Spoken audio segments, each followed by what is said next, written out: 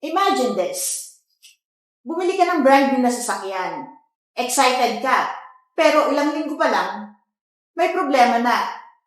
Engine check? Light? Tunog sa gulong? Aircon na hindi gumagana? Pabalik-balik ka sa kasa pero hindi pa rin maayos? Nakakainis, di ba? Pero alam mo ba na may batas na nagpoprotekta sa iyo? Ito ang Philippine Lemon Law. At baka may karapatan kang humingi ng refund o kapalit na sasakyan. Ano ang Philippine Lemon Law o ang Republic Act No. 10642 o Philippine Lemon Law? Ito ay batas na nagpoprotekta sa mga bumibili ng brand new cars laban sa factory defects.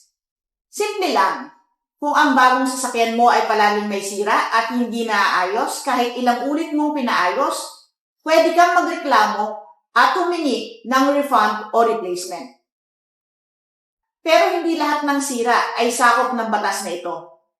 May mga kondisyon na kailangang matugunan para masabing lemon ang isang sasakyan. Kailan masasabing lemon ang kotse mo?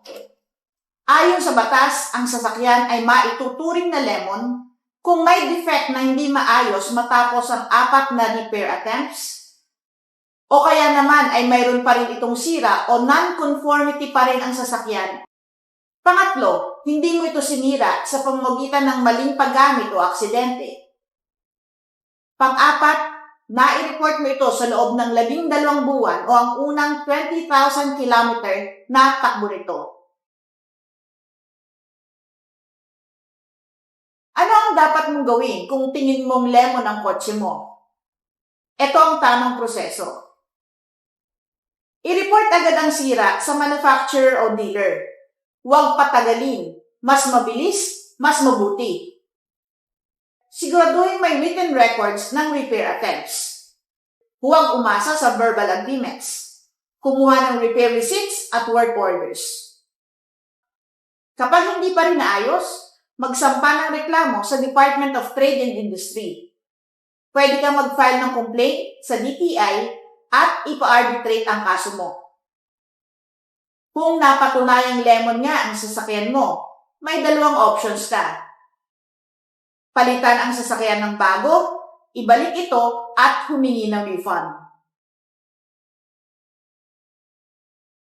May mga myths din tayo o maling akala tungkol sa lemon law.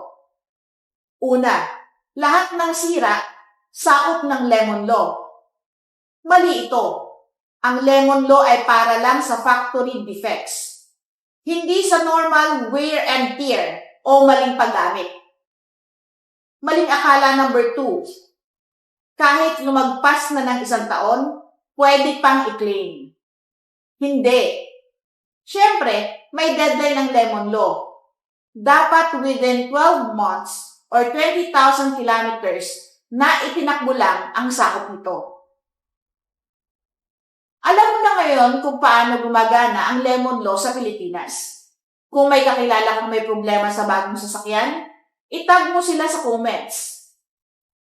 At kung gusto mo pang matuto tungkol sa mga batas na makakatulong sa iyo, i-follow mo ako para sa mas maraming legal tips. Patuloy po kayong manood, magtanong at matuto ng tungkol sa batas. Magandang araw po, ako si Attorney Claribel Lucila.